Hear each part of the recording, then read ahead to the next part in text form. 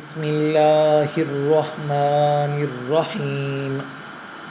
گناہ سے بچنا خوشی کی ضمانت ہے، تقویٰ میں سکون ہے۔ اللہ کو خوش کرنا کیا معمولی نعمت ہے۔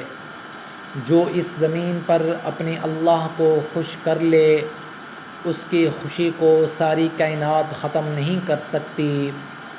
جو اللہ کو خوش کر لے، اس بندہ کی خوشی کا اللہ کفیل ہو جاتا ہے۔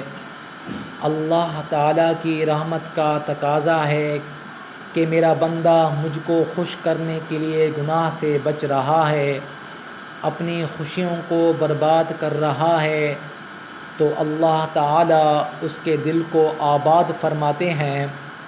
جس نے اپنی خوشیوں کو اللہ کو راضی کرنے کے لیے برباد کر دیا، گویا وہ خود برباد ہو گیا، تو اس کو اللہ کیا مزید برباد کریں گے۔ جنہوں نے اپنے دل کو ناشاد یعنی حرام خوشیوں سے بچایا، ان کو خوش رکھنا اللہ تعالیٰ کے ذمہ ہے۔